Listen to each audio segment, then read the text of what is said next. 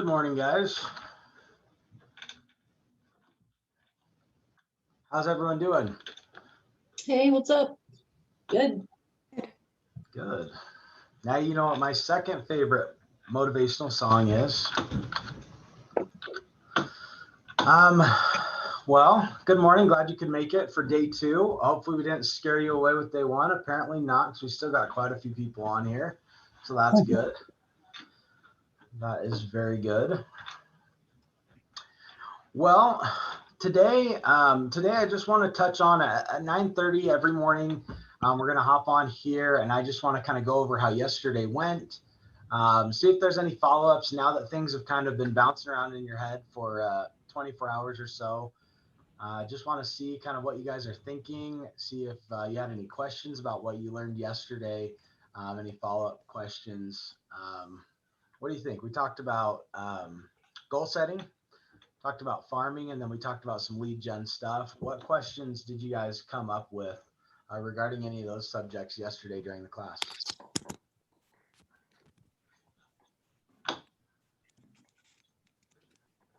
Any thoughts? Well, I'm not sure if this is something you can solve, but I did ask him, he was talking about getting information on for sale by, or like expired, canceled. And then instead of hiring a service, you can go into the MLS and have it send you them so you can get on top of them right away the minute they do that. But it would be nice if you guys could do a hands-on thing, showing us how to do it. Yeah, totally. So you mean, was that Scott that was saying that? Yep, because he was talking about expired listings. And I made comment, I says, well, you have to get on it like right in the very beginning, as soon as it like goes expired or closed or canceled, because they're going to get bombarded with a ton of other agents anyway, and you want to be the first one to contact them. So I was wondering if there was a way through the MLS that you could set up something to give you, like send you an email or a text that this house just expired or this house just canceled. And he was verbally telling it to us, but he said he didn't have time to show us. Yeah. Well, because you can go into tax data and get their name. Yeah. And everything. But anyway, go ahead. Yeah, totally. No, I think that's a good question. Probably, I don't know exactly what the context was, but I assume it probably was it specific? Was it also talking about farming? So like about how to find the expireds that are in your farm? Is that what the conversation was? That probably was it. I mean, he was talking about farming, but he did talk about expired listings. Yeah. Oh, he was talking about expired listings. Sorry, let me back up. Figuring out what is a good area to do that in. And then I think it just kind of crossed over into talking about expireds and that you could hire a company to send you them. But I just kept saying, isn't there an easier way that's free? Yeah. Well, you can definitely set up an MLS listing alert, which I am actually going to show you how to do on Thursday. And you can actually set up a listing alert for yourself, and you can set it, instead of having it just send you active listings like we would normally do for a buyer, we're going to have it send you the expired listings or the canceled listings. Okay. I've just never done that. Even though I know how to use the MLS, there's just certain things. It's easier if someone shows it first. Totally. Yeah, well, yeah, let's definitely make sure. I'm going to write it down in my notes for Thursday. Okay, cool. Yeah, I'll show you how to do it. Super simple. And then the only thing is that way you're not going to really get contact info for them. You're not going to find contact info for the seller. And so you're just going to be able to find that their house is expired or canceled. And so well, you can get the name. You can get the name. I was just saying you can get the name from the tax data, and then you could also check on Facebook to see if they're there, send them messages there. That's what I was mentioning. But I just wanted to know how to send myself alerts from the MLS about expired and canceled. Totally. Yeah, let's do it. Yeah, I think that's a particularly good way for. I'm getting an echo. Are you guys? No? Oh, okay. Let's try it now. So I think that's particularly good for a farm because you want to know all of the expireds and the cancels that are happening in your farm. And because they're in your farm, they're probably pretty close to you, and you could just run out and go knock on their door. When you call expireds that you buy, it's normally like they'll send you a big calling list of them, and then you just go call through them all. So it's nice because you have contact info. But yeah, if someone lists something in your farm or in just an area that you want to work, you'd probably just go knock on their door. I mean, you'll have their address, you'll have their name, so you could also send them something. But yeah, totally. If it's in your area, I would just go knock on the door. So awesome. I will show you how to set Oh, up. you think it's better to actually just show up at their doorstep instead of calling them first? Well, you won't have their phone number. So yeah, you won't get their phone number if you just look on the MLS. So Well, you'd that's- either have to mail them or you'd have to knock on their door. Yeah, okay. Yeah, so it's just a good way to identify who is expired or canceled, but yeah, you're not going to be able to find their phone number. You might be able to find them on Facebook or something like that. You could try that for sure. Yeah. So awesome. Good question. Anyone else? What questions did you have about stuff that we talked about yesterday? I feel pretty good about it. Okay, awesome. Can we also review our activities from yesterday? I know that Ignite gets a little crazy. Did any of you guys have, how many of you guys had time to go through and reach out to 10 people that you might know?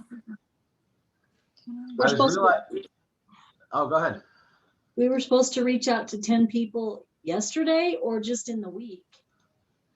So our goal is to reach out to 10 people every day. And so we're going to, okay. Yeah, so we'll try to practice that during Ignite. I know Ignite goes a little long.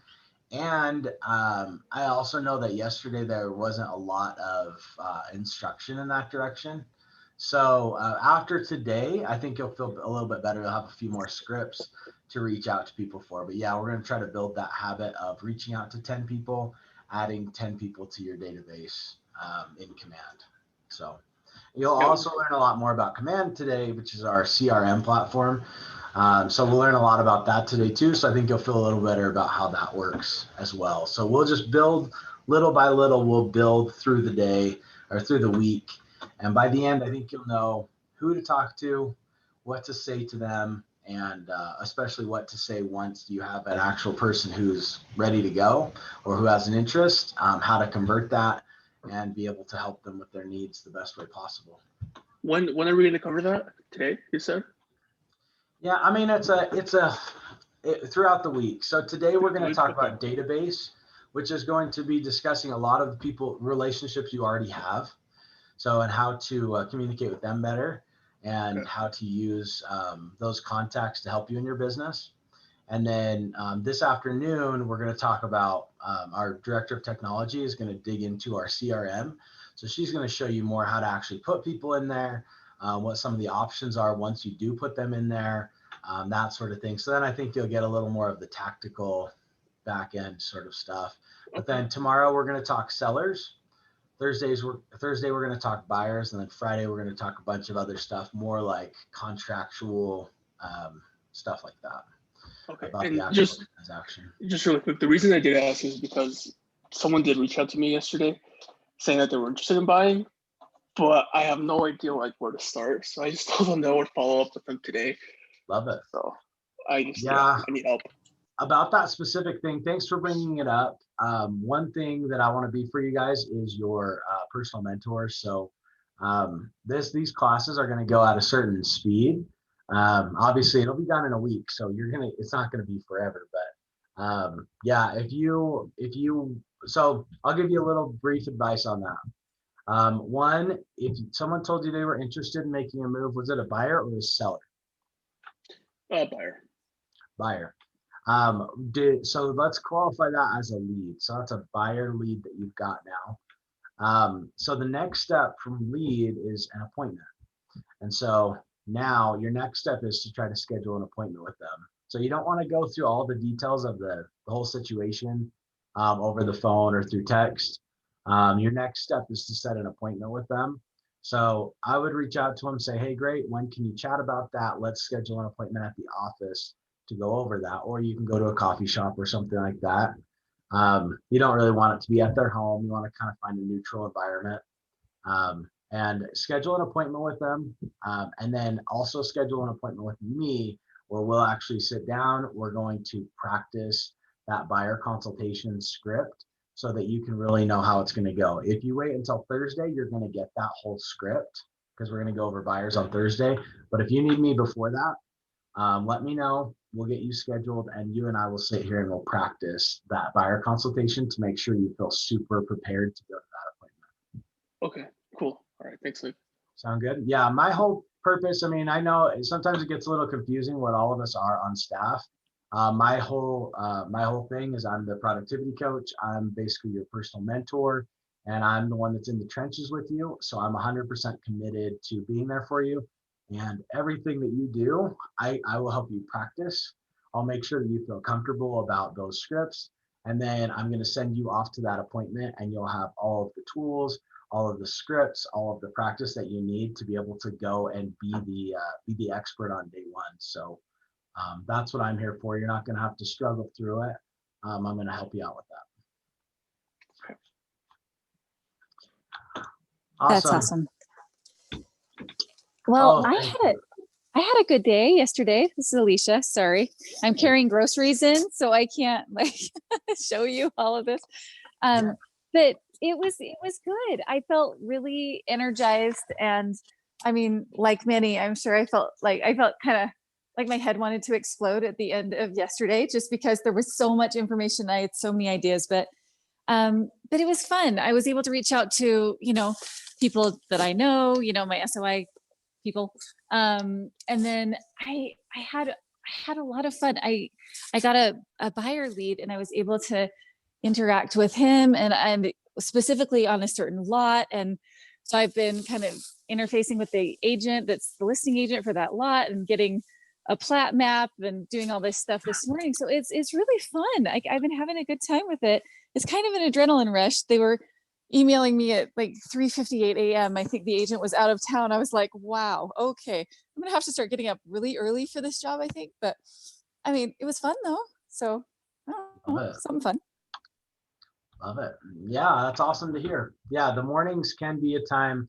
I feel like in the afternoon, our phones just blow up and go crazy. So yeah, a lot of times the morning is the time we have to ourselves to look for stuff, to try to put deals together and work on projects, because the afternoon sometimes get away from us. So awesome. Love it.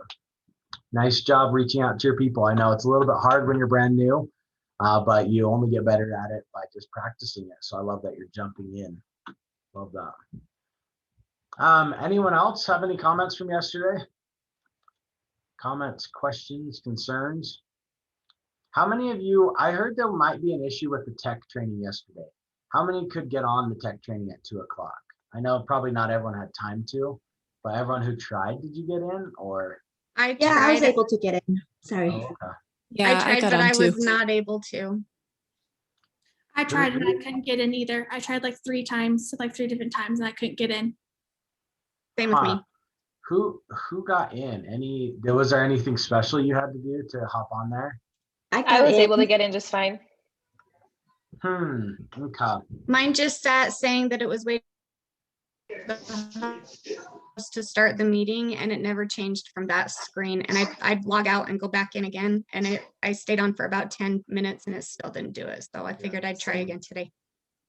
I did the same thing. Was it That's exactly what happened to me? Huh. And did you use the link that you used? Was it the one that was in that email that I sent out? Yes. Yeah. Huh. Okay. I just copied and pasted from Zoom. Oh, okay. When I go, okay, today at 2 o'clock, I'm going to add, I actually have an appointment at 2 o'clock, but between 2 o'clock and 2:05, I'm going to log on myself too, and I'll see if I can figure it out. If it's not letting you guys in, let me know, and I'll help make sure we get that resolved. Okay. So 2 to 2:05, I am committed to working on getting on that call with you guys to make sure that we can get access to it. 2:05 p.m. My Thank you. calendar doesn't like me setting 5-minute appointments in my calendar. It thinks that's kind of weird. I'm doing it anyways. All right. Okay, well, sorry some of you aren't able to get on. We will be talking tech from 12:30 to 1:30, or 12:30 to as late as 2 o'clock today. And then there's that other regional tech training from 2 to 3 as well. It would still be good to go to both. They are going to be different subject matter. But like I said, I kind of put it in that email. Anyone who can hop on 2 to 3 would be great. If not, you can hop on that in 2 weeks. In 2 weeks, there'll be a repeat of all those classes. So we should be good there. Okay, anything else you guys need help with before we get going on our database chat today? All right, let's do it. We're gonna go for about an hour. At 10:45, we'll have to hop off here and we're gonna switch over to team meeting. Team meeting today is going to be really good. So just so you know, team meeting at our office is every Tuesday from 11 to 12. Right now, it's both in person and on Zoom. We'll probably be watching it on Zoom because we have Zoom classes before and after it. But it should be really good. We've got an appraiser panel that is going to be up there right now with prices going up so much the way they are. Appraisals have become a big part of our job. And so I think you'll really get a lot out of that. Some of it might sound a little confusing if you've not done a few transactions already, but I think it'll still be super helpful for you, just to see kind of where they're at, the way that they work, and all that stuff. So, and then like I said, after that, we're going to pop back on here at 12:30 for the tech orientation, which is going to be a full rundown on our CRM. So let's go ahead and get started. In the meantime, I'm going to chat database with you. A lot of you I've already chatted with, so this might sound, some of it might sound pretty similar, but honestly, it's going to sound similar a lot of the time because this is kind of what we preach. This is how we run our businesses here at Keller Williams. Who knows what a database is? Like, you guys have an idea of what a database is or what that would mean to you in your real estate business? Isn't it all of the leads and everyone you've been talking to? Yeah, exactly. Yeah, it's basically a place where you keep all of your relationships. So it's a place where you can keep track of any relationships that you have. Now, when you first get started, that's going to be your family, friends, past coworkers, anyone that you know. And the longer you're in real estate, it's going to turn into your past clients, your current clients, your prospective clients, all of that. It's just a place where you can put everyone that you are in relationship with and you're working on being in better relationship with. Around here, we say that your database is your business. So to the extent that you have a strong database, that's the extent that you're going to have a strong business. So it's important to really put the focus on that. They really are one and the same. Your database does not have to be in any specific place, although we like to put it in Command. That's our CRM platform. It's just a great place to be able to put everyone that you know in there, and then you're able to consistently keep in touch with them. Now, why would we want to have a database where we keep track of everyone there? The main reason is because we really need to systematically be reaching out to them throughout the year. What we call it here is a 36 touch system at Keller Williams, and that's going to be changing. It's always going to be changing. It's kind of a moving target. But right now we call it a 36 touch system. That is the Millionaire Real Estate Agent. Hopefully you've all seen that book, maybe read that book. It kind of lays out that you need to be in touch with your customers 36 times throughout the year to be considered top of mind for them. So they have to see your name and real estate in the same place at least 36 times throughout the year. That's going to imprint it in their brain that you are their real estate agent of choice. And so there's a lot of different ways that we do that. And some people feel like reaching out to people 36 times throughout the year can be a little intense. You know, that sounds like a lot of touches throughout the year. But what I always ask them is, hey, how many times do you think Nike touches you? How many times do you think Nike touches you throughout the year? Right. Probably 1,000 times a year or something like that. I don't know what their plan looks like. But they're reaching out to you constantly, right? They're always sending you emails, their notifications, all that stuff. Imagine that's the same thing that Zillow is doing. You know, if you go on Zillow a lot, they'll send you notifications, they'll send you emails, they'll send you updates on your zip code. That's what the big companies are doing, and so that's why we have to do the same thing. There's a lot of doom and gloom about Zillow around. You won't hear it from me because I just don't care. We've always had these other brokerages that are competing with us. We've always had competition. Honestly, I think competition is good for the consumer. And if you think when we start thinking, oh, Zillow is going to come in and steal our customers, it's like, well, yeah, if you don't reach out to your people, Zillow will be more than happy to. And a bunch of other discount brokerages are happy to do the same. So that just, for me, that just says, hey, I need to take responsibility for myself, and I need to be making those contacts and building those relationships. Okay, that's the only thing we can do is take responsibility for our own actions. Life has a way of teaching us that through over the years, right?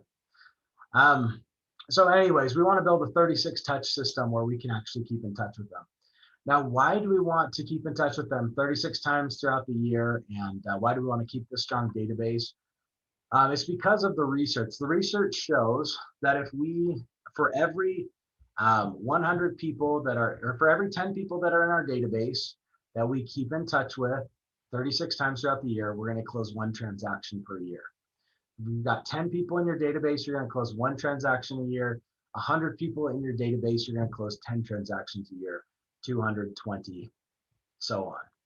And so that's what makes us want to keep that database and want to stay in touch with them, is because that's what's going to turn into transactions. Hey, Nick, are those proven numbers? That if you have so many in your database that you're touching at least 36 times out of 10 people, you'll get at least 1 deal? Is that right? Yeah. So this is kind of how it works. Now, I would say it's a number that changes constantly.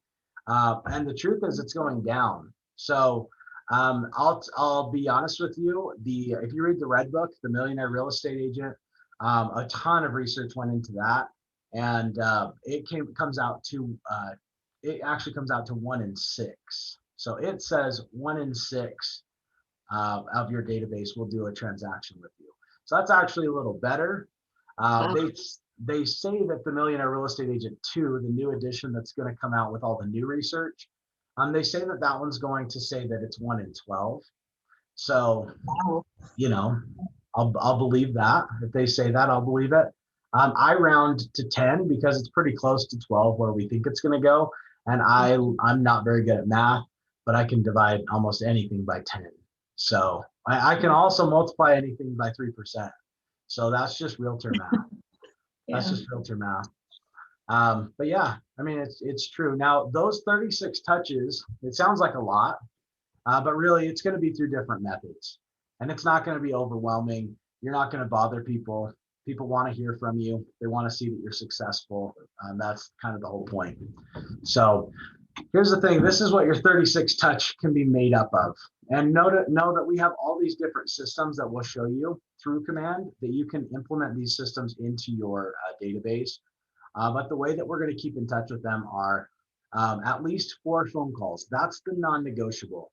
So at least in the Red Book, it says to get that return, you have to have 4 of those touches be phone calls. So that's a quarterly call to each of your people. Okay, that's definitely the most labor intensive, time intensive one, because you have to physically do it yourself, right? The other 32 touches, they can be a combination of other things. So in today's age, I would definitely have some of that be email. You could do, let's say we do 4 calls, quarterly calls, 12 emails, 12 mailers. And a lot of people will even do 24 emails because it's free. You know, it's all included in the system. You can set it up to have, 24 emails pretty easily. And that way there's no cost to it. It's automatic. You don't have to do anything. It's pretty simple. I do like to have a little bit more mix than that, but it's not essential. It's all good. I do like to add mailers in there just because it's another channel, and people don't get as much mail as they once did, especially with people that they recognize. When they look at the postcard, and they recognize someone on there, like their real estate agent, they're going to connect with it at a different level that they connect with like all the dentists and all that, those ones that get sent out, credit cards. So I like to add mailers, but you don't really have to. Obviously, mailer is going to add a little more expense because you actually have to print and post and all that stuff. But other than that, say we do 4 calls, 12 emails, or 24 emails. You're also going to want to do a birthday touch to them. You're either going to want to call them, text them, send them a gift, something like that. You're also if they have a home anniversary, or if you know their wedding anniversary or whatever. And then we also will typically, our brokerage does 2 events throughout the year for our agents. So that's going to look a little different this year. The truth is, last year we only did 1. We did a trunk or treat for Halloween, just because we were kind of thrown off with, we had to cancel our Death by Chocolate. Maybe back it up so it doesn't get confusing. Your brokerage is going to do 2 events every year for you. We do Death by Chocolate, which is in February, and that's an adults only wine and chocolate event. And then there's an event in August called Red Bash. That's more of a carnival theme, so it's a family friendly sort of thing. Those are the 2 events that the office does. Now, I like to do 2 of my own because I like to do 4 events. It makes my life really easy when I do 4 events, because then my quarterly call is just an invite to the event. So I don't have to call them and hound them about business. I can just call them and invite them to the event. And it also just gives you that excuse to reach out and call people. So the 2 events that I do are an Easter egg hunt, which is normally in like March, April. And then I bring Santa in December or the end of November. So we like to do those events just because it makes these touches really easy to leverage. And you'll see that, with every event that you do, you'll send out a text invite, you'll send out an email invite, you'll send out a postcard. They'll either come or they won't. At the end of the event, I always send out a handwritten card that says, "Thanks for coming," or "Sorry we missed you." So you can see these touches are going to add up and well exceed 36 touches throughout the year. So just be intentional about it. Make sure that you have a system set up for that. And we will have a class in the first week of March. I can't remember if it's the 3rd or the 4th, but we're doing a hands-on 36 touch workshop, which will be in person downstairs, where we're all going to bring our laptops. We're going to provide a bunch of content. We're going to build out your 36 touch plan. By the time you leave, you should have it all ready to go. So we definitely want to help you with that. But just remember, the reason why we're doing that is because it's going to give you that return. I call it a 1 in 10 return. Some would call it a 1 in 6 or 1 in 12, something like that. So, but those are people that you're in relationship with, and you contact them 36 times throughout the year. Okay. Okay. Once you've got that set up and you know that you're keeping in touch with those people, you're going to have a certain amount of people in your database. Now, if you are brand new to the area and don't know anyone, you may not have anyone in your database right now. That's kind of hard for me to believe, but it's possible that you have no one in your database. It's possible that you have no one in your database right now and you're starting at 0. Most people, I would say, are starting with 5 or 50 or even 100 if you really stretch. All those people that you know right now. Think of anyone you're in a relationship with. That's your friends, your family members, people you have worked with over the years, people you went to school with, high school or any kind of college, higher education, any of those people, you want to try to reconnect with them. Now, you can be totally strategic about this. I mean, you don't need to go befriend your high school bully or the one that was shoving you in a locker or in the toilet or whatever.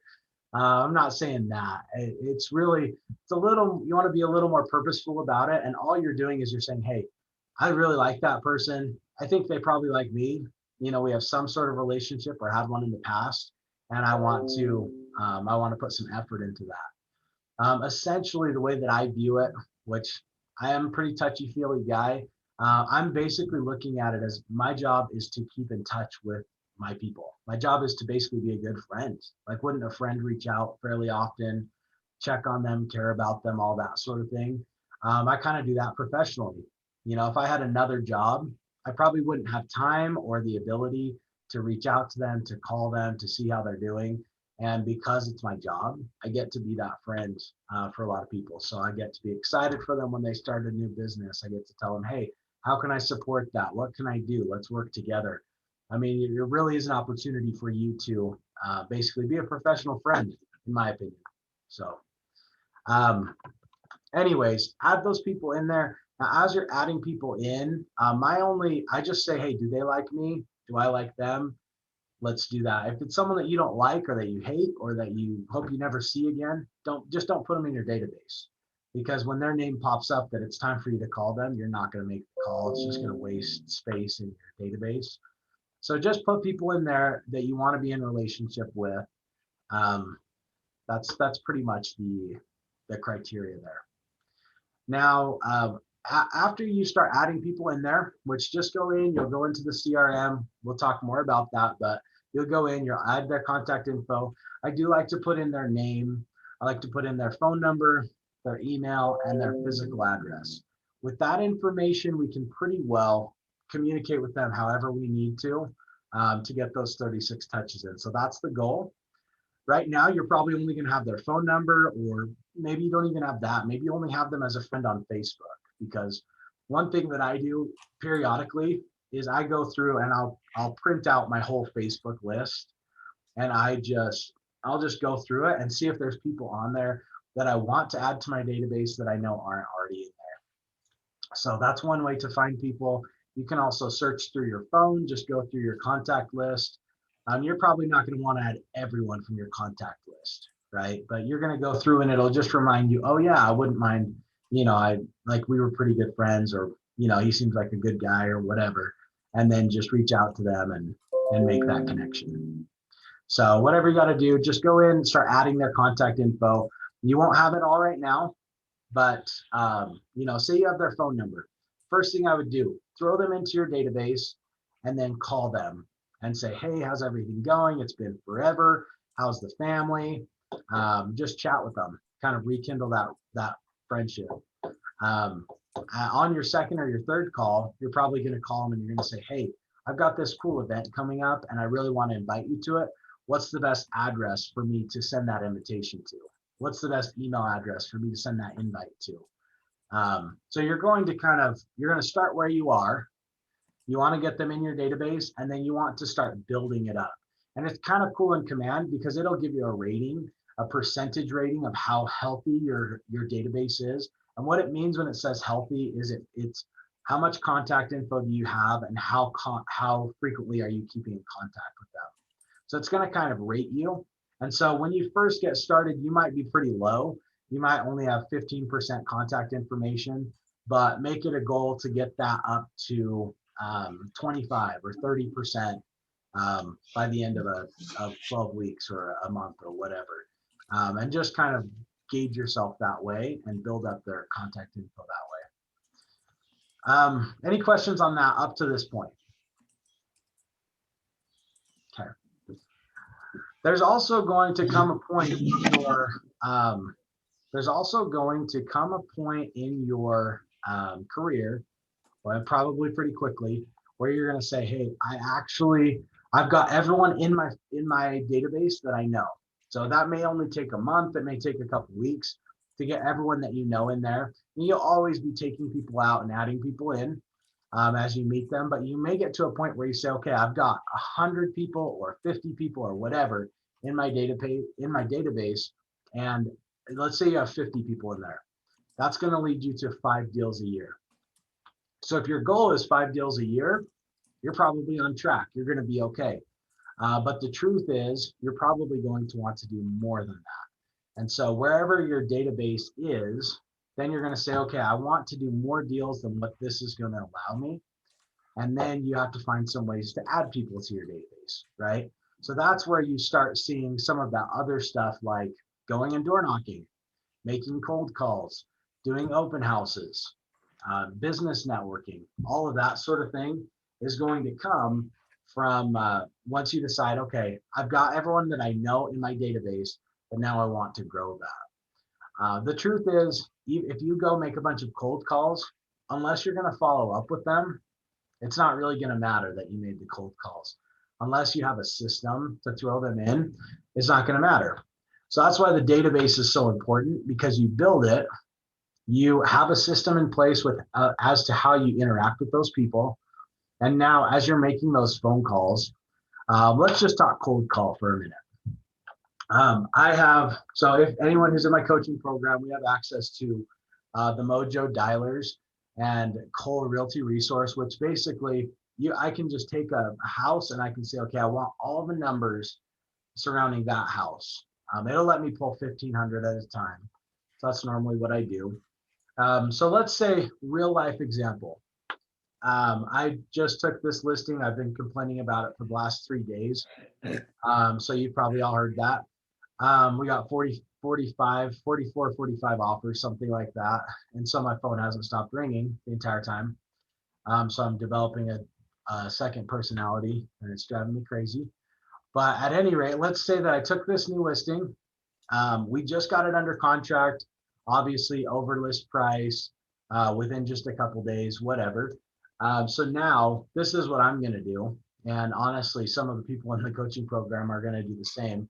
They're going to call all the people in that neighborhood, and they're going to say, hey, I'm the reason for my call today is that we actually just listed your neighbor's home, and we got it sold in just 3 days for way over list price.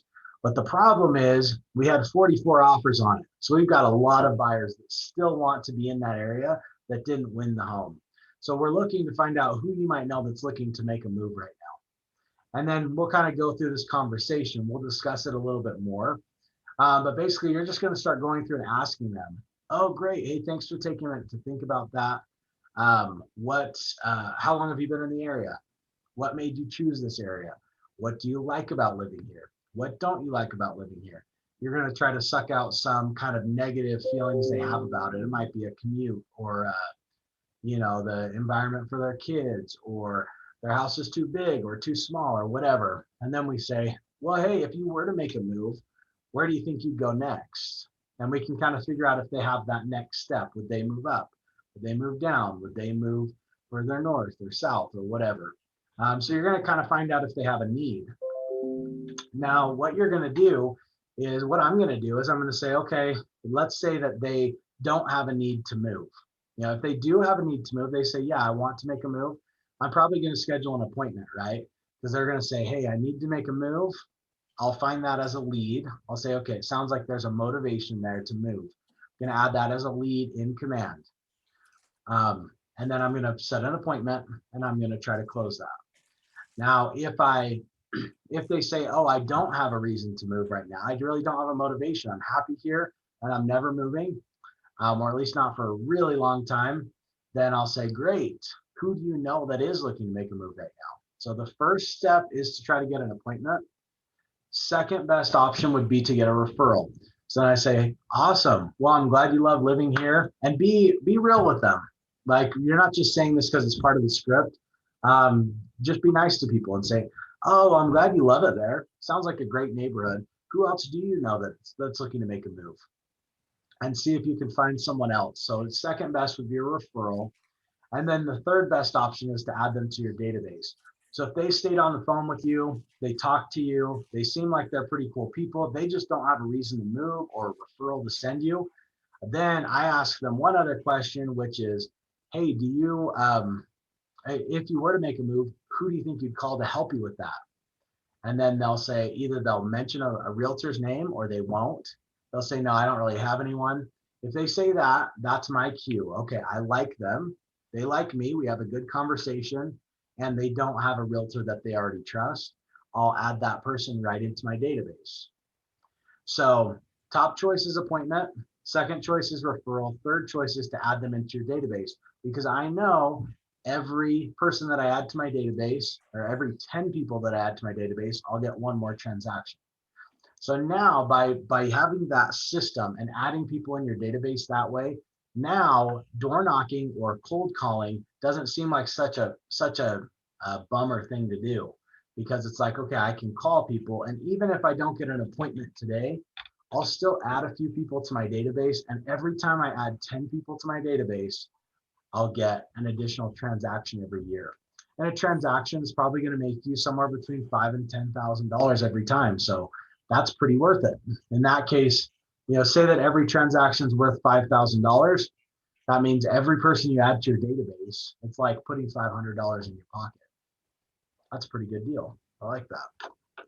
So anyways, that's why we do the database and why we run our businesses that way, is because now, even if you want to go close more business than what you currently have in there, you just go add people in there. No, I got tied up on our Zoom. You already know how they're going to, you already know how you're going to communicate with them, how you're going to stay in touch with them. So it makes your lead generation just a lot more purposeful, and you're going to get a lot better results out of that. Does that make sense? How people are kind of it starts with the people that you already know. Then you start adding people that you didn't know before, but you start getting into a relationship with them. You treat them like a friend, you treat them like a valued client, and before you know it, you'll be getting another transaction out of that as well. Does that make sense? Does that sound doable? Hey, Nick. Yeah. Hey, quick question. So you mentioned like the neighborhood, right? If you have a listing and you have 45, offers, and then you go out to the neighbors, how are you getting those numbers? Like, where are those numbers coming from? Are you door knocking on those neighbors, or are you just sending out flyers? Or you just, like you said, you're calling them. So how are you getting that number? Yeah, so anyone in my coaching program gets access to the Mojo Dialer and this Cole Realty resource, which literally I can just pull all the phone numbers in an area. So basically what that looks like is you tell me, hey, I want to call this area, I want to call around this address. It could be for any reason. You say, hey, I want to call around this address. I'll set it up for you.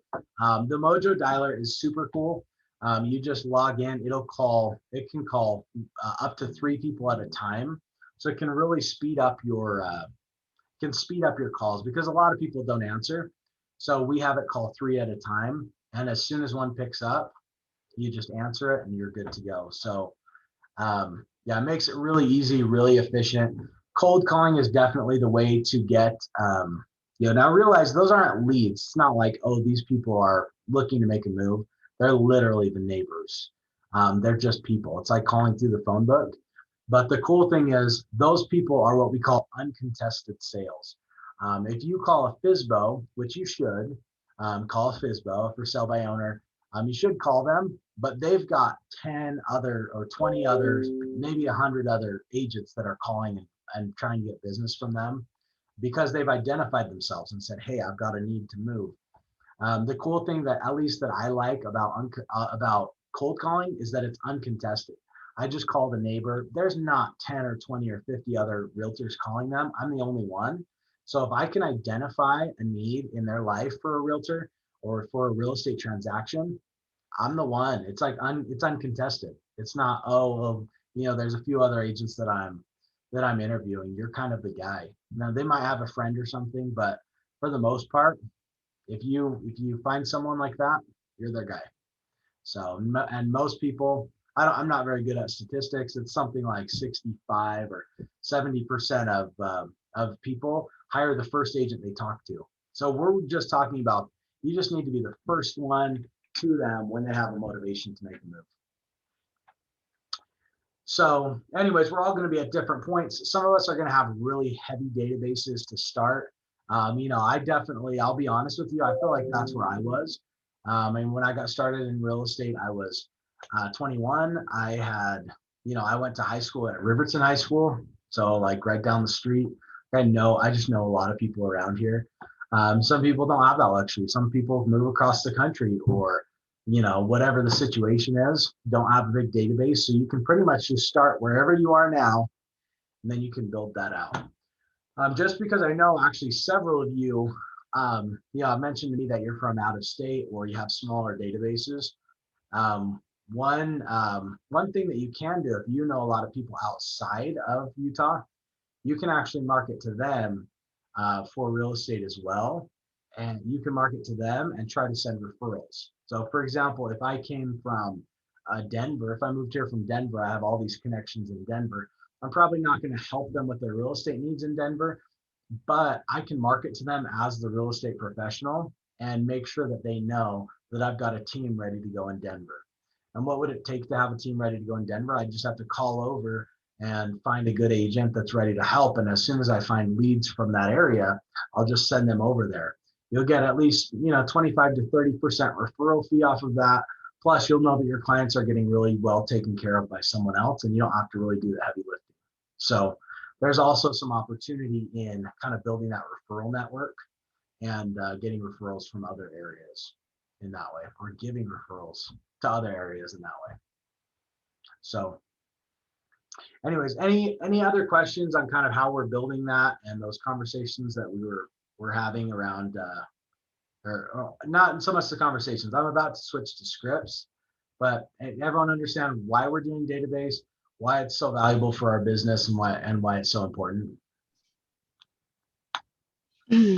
So Nick, I have a really quick question. So a lot of the people that I've reached out to just to let them know I've gotten my real estate license, a lot of them are already homeowners and they're really interested in the refinancing of their homes. Are we able to help with that? Or is that more of the mortgage lender and whatnot? Love it. Yeah, thanks for asking that. Because I do think we have some preconceived notions about whether our database is good or not, whether they own a house already or not. To answer your specific question, yes, we can help them with the refinance. Things that people need for a refinance. Let's say I'm going to refinance my house today. There's a couple things I'm going to need to know. I'm going to need to know what it's worth, because when you go to refinance, they're going to say, okay, how much do you owe on it? What's the current market value? And, try to figure out how they're going to structure that loan. And the mortgage company is not going to be able to do that without an appraiser. So what I like to do when someone says they're interested in a refinance, I'll say, great, I'm going to get you a value on your home. They're definitely going to need that. Your lender's going to need that. So I can provide value to them that way. Also, by providing them their home's value, it's going to help, it may also make them think, oh, well, maybe I should consider moving. So the more info people have, the more thinking they do, and it could lead to a potential sale as well. But if nothing else, you're providing huge value. You can pass them to a loan partner. You pass them to a loan officer that you work with. Your loan officer is going to appreciate that. They're probably going to reciprocate that with leads coming your way as well. So yeah, I would definitely do it. If nothing else, just as a service to your database to make sure they know that you care about them, but also as a way to just stay in communication with them and be providing value. And you could even market to it. And probably, I've actually never marketed refinance, only because I just haven't taken the time to do it. And I know there are a lot of, there's kind of some rules you have to follow. You can't quote prices or anything. It would literally have to say, it'd have to be very simple. If you're considering doing a refinance, let me know. And I have put things on my advertisements that say, hey, if you're looking to buy, sell, or refinance, let me know and I'll get you in touch with the right person, something like that. So it's definitely a way we can add value. It's not something we profit off of because we can't write loans, obviously. Well, at least I can't. If you're an LO, you could. Some people are dual licensed, but yeah, that's the story. Nick, real quick on that. Yeah. I have a loan officer that reached out to me and has scheduled a meeting with me for Thursday morning about doing the dual marketing thing with them. Can you tell us, what is that supposed to look like if we decide to do that? Is that advantageous to do? Is it not? What do you think? Yeah, I would totally do it. So then I do it. I mean, I do it for sure. So the rule is basically that as long as your advertising is 50-50, so the content is 50-50. So that could mean that the realtor takes the front, the mortgage takes the back of the postcard, or on the front of it, the realtor takes one side and the mortgage takes the other side. As long as it's about 50-50 promotion for both sides, and as long as both sides pay 50%. So the lenders, sometimes lenders, they used to say, oh, we'll pay for all of your marketing. They can't do that. You have to do a 50-50 split. As long as you do it like that, it's legal, it's okay. It's great. Make sure on any marketing that you ever do, make sure you have your broker's logo. You probably learned that. Yeah. But at any rate, yeah, I would totally do it. They're just going to split the cost with you. Be careful who you partner with. Make sure they're a good LO first. And then the most important thing is that they're a good LO, because your reputation is on the line when you're referring out a loan officer like that. So you want to make sure that they're a good loan officer first, and then you would look at marketing with them and doing that sort of thing. And I do think it makes sense to do a long-term partnership. So you really do want to vet these people, because you don't want to change your lender every time, in my opinion. You want things to be pretty consistent. Like let's say you're doing a postcard campaign, you want that postcard to look so similar every time it goes out. Different info, different content, but you want the layout to be similar. You want your picture to be the same. You want the lender's picture to be the same. You're just trying to build that consistency. In real estate, if you're going to go buy lunch, you don't really care who you're buying it from. You don't really care whether the cashier who checks you out is, the most honest, the most trustworthy, the most consistent. You don't really care about that, because you're only paying $5 or $10 and then you're leaving. When you buy, say you buy a cell phone from a cell phone store, you want someone who's a little more trustworthy, but it really doesn't matter that much. Like, you're just getting that cell phone. They're going to charge you for it. It's all good. A car, it gets to be a little bit bigger of a deal. And by the time you get up to house, people want, the more money they're spending on a product, the more that trust matters to them. And so they really want someone who they can trust with that sale, because it's so important and it's so big in their lives. And so how do we build that trust? One of the ways is through that consistency. So I love that you're co-marketing. I would totally do it. Make sure it's with someone that you like, someone that's going to make you look good, make you look like the hero. And I would totally do that 100%. Thank you. Yep, of course. Another thing, I just want to expand on the question that was asked, I think by Jessica, about sellers, having people in your database who are already homeowners. I will say there's a lot of misconceived, I don't know what the word is. There's a lot of misperception, I think is probably the best, that we want to find people who don't own homes, because then they might want to buy a new home. And over this week, you'll see that I do have a pretty strong skew towards taking listings. That I do think that's for a pretty good reason. But I am pretty passionate about, you don't get stuck just being a realtor who helps people buy houses. You want to help them buy, you want to help them sell. I love to help people invest. That's sort of, you want to really be able to provide value. And the problem in general is that buyers take so much more time than listings do. That's what in a normal market, buyers just take a lot more time. They take up a lot more of your evenings and your weekends. And so for me, I prefer to take listings. They're more like a 9 to 5 sort of thing. And then these crazy open houses on Saturdays. But they don't take as much of your time. In this market right now, I'm really pushing people to take listings. And that is because on this listing I just took, 44 offers. So I've got one agent and one buyer who put in an offer, and that agent's going to get paid and that buyer's going to get a home. So they're happy. I've got 43 other people these are agents who worked for free all weekend. These are buyers who didn't get the home they wanted, so they're disappointed. So it's like, in this market, to really make a good living, it's just crucial that you're able to take listings and be that listing agent. Even in a normal market, it's important to take listings, because let's say you love working with buyers. You find buyers because you have the listings that they want to buy. So if you have a listing, a house to sell, you've got a sign in the yard, you've got all the advertising online, buyers are going to reach out to you like crazy to ask you about that house, and you're going to be able to pick up those buyers as well. So really, in any market, the person taking the listings is the one in control of the market. And so I do lean into the listings a lot. So if you've got people in your database who already own homes, that's fantastic because those are your future sellers. No one stays in the same place for their whole life. People are always moving around. So if you've got people who are already homeowners, they already see the value in owning real estate, you've got yourself a gold mine and it's totally worth it. If you've got a database full of first-time home buyers, I will tell you in this, I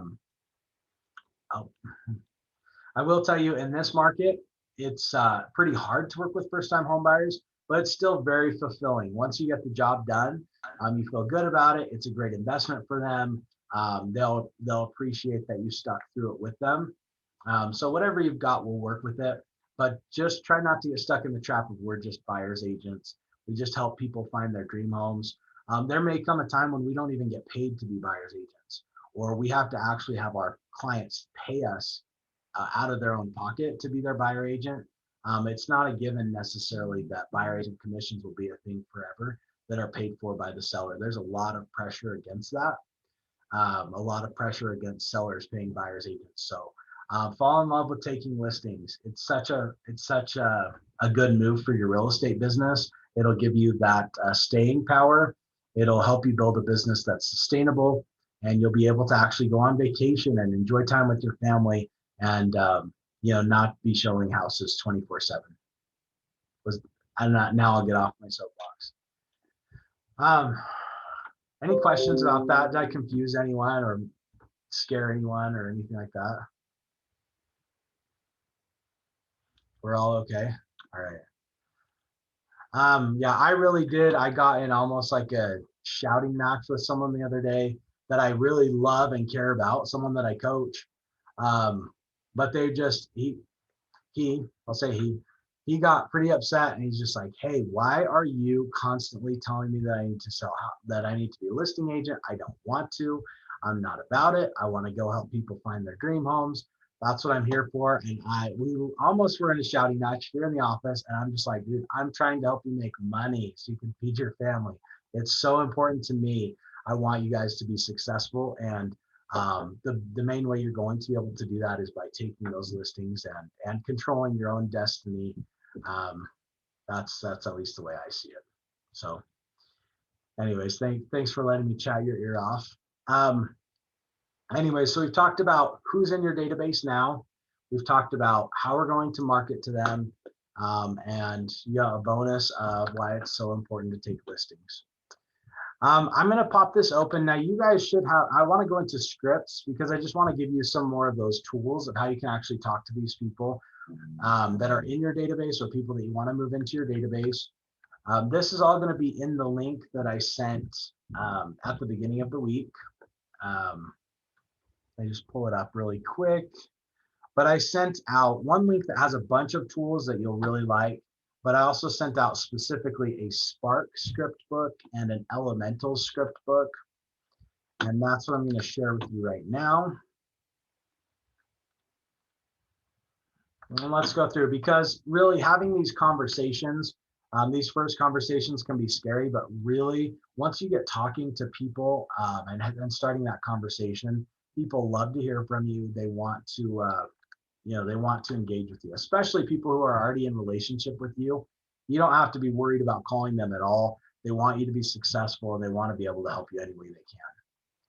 So, okay, let's go through a couple of scripts. Now, when we talk about scripts, sometimes it makes people uncomfortable. They don't know what to do. They don't want to sound like a robot or something like that.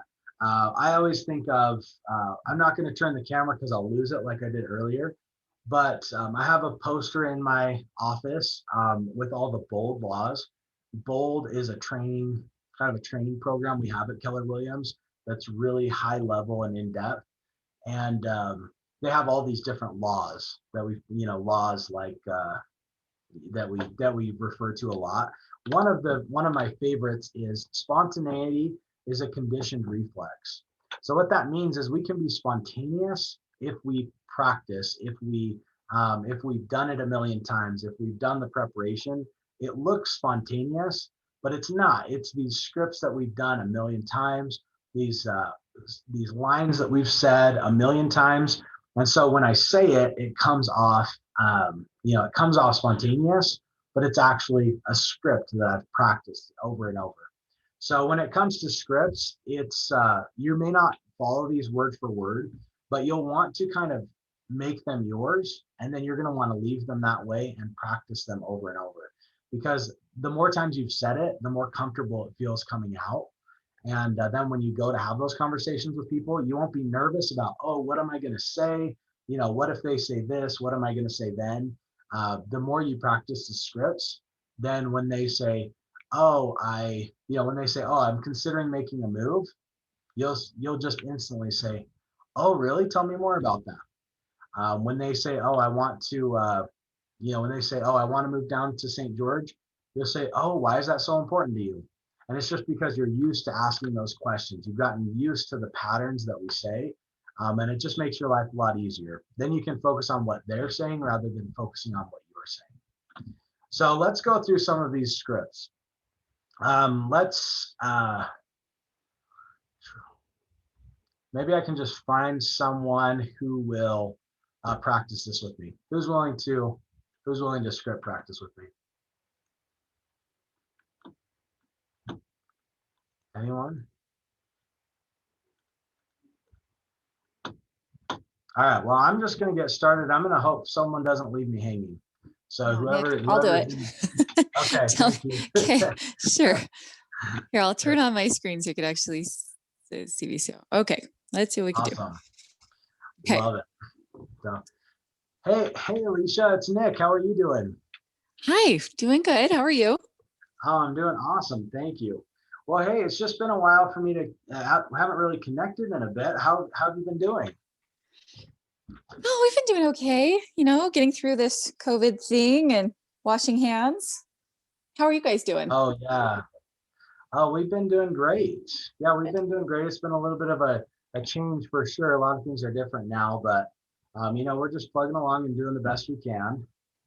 So yeah, hey, what does this all look like for you? It must be hard for you too. What does that look like? Are you working from home, or what's going on in your world?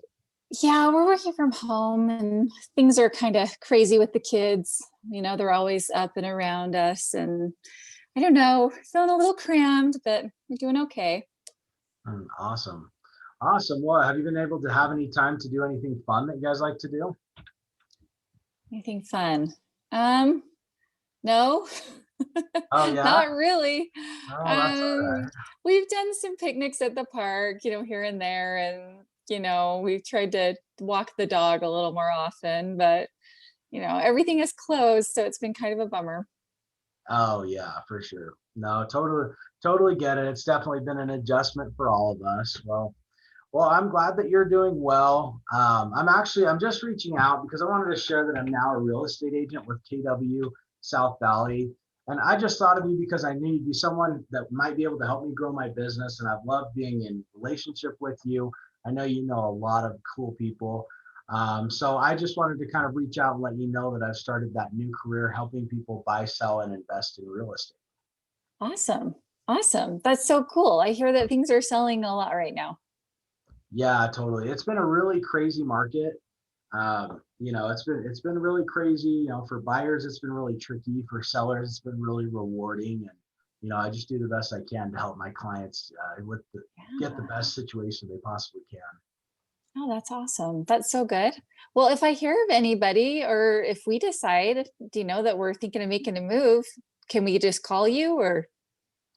Awesome. Yeah, I'd love it. And honestly, the way I like to run my business is I just like to stay in touch with my clients. Hopefully you'll be a future client of mine.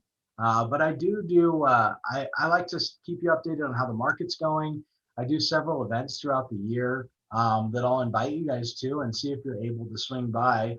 So what would actually be the best contact information for me to get a hold of you? What's the best email for me to send invites to? Okay, so it would be, do you want me to say my email? No, that's for this purpose. I mean, I'm happy to. And Okay. what's your actual home address? Okay, I live in Mapleton, so pretty far south.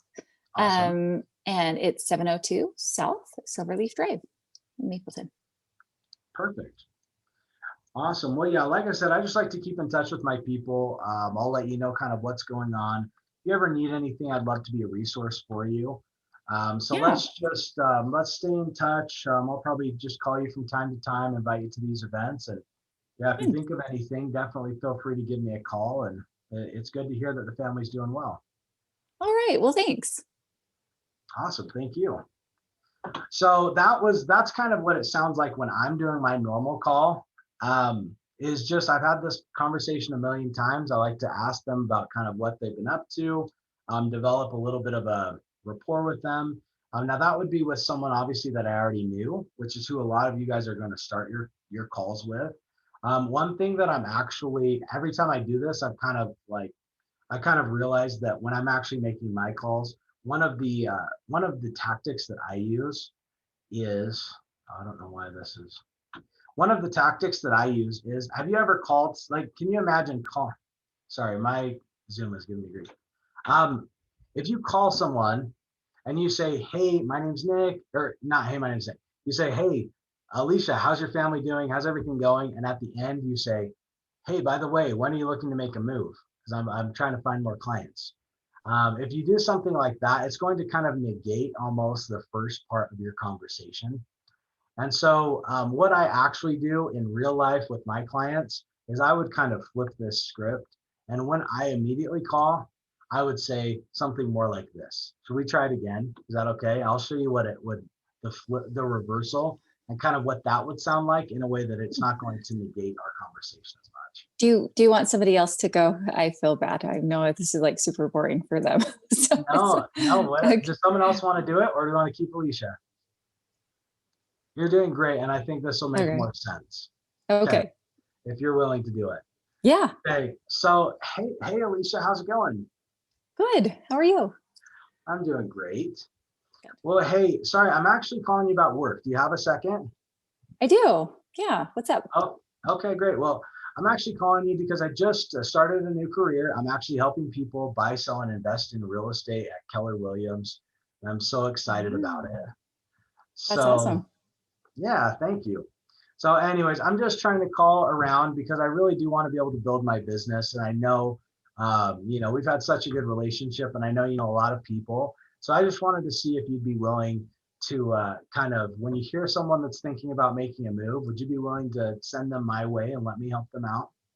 Yeah, absolutely. Do you have some information I could send them? Something you might be able to email to me so I could send them out? Yeah, totally. If you want, I could actually just send you my mobile app. And that's a good way that, people can kind of see my face, look at what's available on the market. Something like that. Would that work? Yeah, that'd be great. Yeah. Okay, cool. Yeah. Then they can see all the listings that are available, and I've got some cool tools on there. But yeah, I really appreciate you doing that. I really appreciate your time. By the way, how's the family doing? Are you guys handling everything okay with the pandemic? Yeah, we seem to be hanging in there. We're doing okay. Oh, that's great. Anything exciting? Like how's your work going? Everything's going okay? Yes. Lots of working from home for us, but we're doing well. We're enjoying it. Kind of enabled us to start making a move and a little change. So that's good.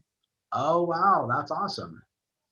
Yeah. So, and I would probably ask you a little bit more about that in a conversation, right? But at any rate, hey, it's really great to catch up with you. If you ever need anything, let me know. And I'd love to get together sometime soon. All right, that'd be great. Awesome. Sounds great. Thank you. I have a question about that. Yeah. At some point in the conversation, just let them know, like, hey, with that mobile app, that'd be awesome. Just throw it along. And then just ask her, say, can I send you emails from time to time? Just kind of keep up with you that way. Is it better to ask for permission in that? Totally. Yeah, I think that's great. Okay. Yeah, if you collect their info and just say, hey, I'll just keep you up to date on the market, let you know kind of how things are going. Yeah, totally. Yeah, I think it's good to ask permission. There's a lot of creepy ways to find people's emails and their addresses for that matter. The addresses can get really creepy. I could find almost anyone's address. It's very creepy, but it is a little bit better when you can ask for it. Like if you ask for it, it just feels a little more welcome.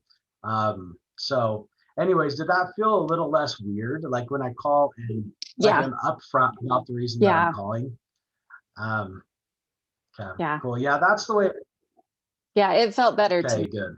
Yeah, I feel like if you're upfront about why you're calling, we just ended a big referral contest with the coaching program where we just called our database and we said, hey, I'm calling you about business. Do you have a second? They said yes. Say awesome. Hey, well, I'm in this contest at work of who can get the most referrals. And you know how competitive I am. I really want to win. Who do you know that's looking to make a move right now? And we got so many referrals through that, just tons of referrals just by asking that question. And the cool thing is once they tell you, then you go into that authentic, friendly relationship building mode after that. But I think that your people respect you a little bit more and it's less awkward because you were upfront with it from the beginning. Me So hopefully that may help some of you guys just to feel a little more comfortable with those calls. Because it really can be better if you do it that way. You can also let's practice another script. So let's say that this one is more something that I would actually use. I wouldn't necessarily flip this one just because of the reason. But is someone else willing to role play with me real quick? And let's talk about referrals, because as you're reaching out to those people in your database, you're possibly going to be getting referrals. So let's talk about what you'd actually say when you call those referrals. Let's practice that script. Who's willing to do it with me?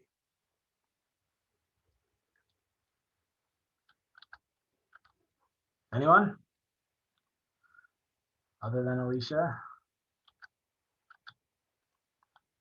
Okay, well, I'm just going to get started. I have Mickey Mouse playing in the background for my kids, but if you guys don't mind that, I can do it. Oh, you're good. Yeah, thank you. I can't see you. Who's Hold on. Janelyn. Janelyn, awesome. Hey, sorry, just because I'm sharing this, I can't see your picture, but thank you. You're welcome. Right. Hey, is this Janelyn? Yes, this is. Is this Nick? Yeah, my name's actually Nick with KW South Valley. I'm just calling you because Rob Adams gave me your name. And he said that I should give you a call. Is right now a good time to talk for a couple of minutes? Yeah, I have a few minutes. Oh, awesome. Well, hey, Rob said you were thinking about buying a house in the next few months and asked if I'd just give you a call. We both want to make certain that you're in great hands and you have the very best care. So that's why I'm calling. Since everyone wants to know what houses are selling for, I'd like to share my real estate app with you. It's just a quick, easy way to see all the homes that are currently available. Does that sound like it'd be helpful? Yeah, that would be plenty helpful. That would actually give me like targeted places to look for homes. Yeah, totally. Well, have you found anything that you like this far on your search?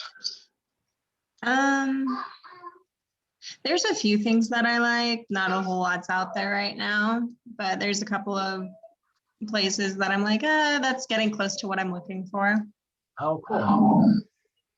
Awesome. Well, that's great. Well, and it sounds like, are you married or are you single? Married? I'm married. Awesome. What's your husband's name? Scott. Oh, okay. Perfect. Well, hey, let's find a time when we could chat more about it. When do you think you and Scott would be able to come meet me at my office? I do have some availability on Tuesday at 2 o'clock or on Thursday at 4 o'clock. Would either of those work with you? Tuesdays aren't good for us, so let's try for Thursday at 4. Thursday, 4 o'clock. Okay. And what area are you guys in now? We're actually in Saratoga Springs. Saratoga Springs. Awesome. So would it be okay if we met at my South Jordan office on Thursday at 4? That's fine. Okay. Awesome. Well, let's plan on that. We'll go through kind of the whole process, what that looks like. We'll talk about what's most important for you guys with your move, and we'll get a plan going forward. Does that sound good? That sounds good. Awesome. Well, it's good to connect with you. I'm going to send you my app right now so you can poke around, and then I'll see you on Thursday at 4 o'clock. Sounds good. Tell Rob I say hi. Awesome. I will for sure. All right. So you see how simple a conversation that could be.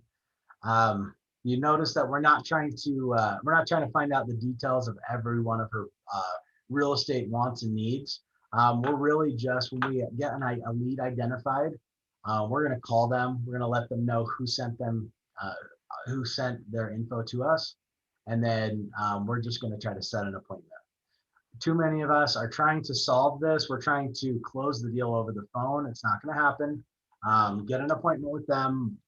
67% or whatever it is ends up hiring the first agent that they meet. And so you're really just going to try to set that appointment, meet with them. At that appointment, you're going to give them a ton of education. You're going to find out what's most important to them. And at the end of that meeting, you're pretty much their real estate agent, whether you ask them or not. It really doesn't matter. You're the guy. You're the guy or the gal, I should say. So anyways, like I said, that this script book is in, you're going to want to tweak it some. As you go through it, you'll be like, okay, I would never say that. So you're going to want to tweak it. In the initial email that I sent out on Sunday for Ignite, it's got your script, your Spark script book, which that is kind of the initial. Spark is just what they call like the initial script book. So those are these initial scripts that you're using. And then the elementals, that's going to go into more of the buyer consultation, seller consultation, some of the hesitations and overcoming objections is going to be in the other one. So I would recommend pulling those up, practice those scripts, kind of flip through, see if you have any questions on that or anything. And we should be, I think that'll help you. We'll still practice some more throughout the week, but I just wanted to introduce that kind of tool to you. So in a little bit of a time crunch now, because I've got to get off this link so we can get to a team meeting. It uses the same Zoom account. So this is what I'm going to do. I'm posting the team meeting link in the chat right now. Now that you'll also find this in that Zoom, in that email that I sent out for Ignite.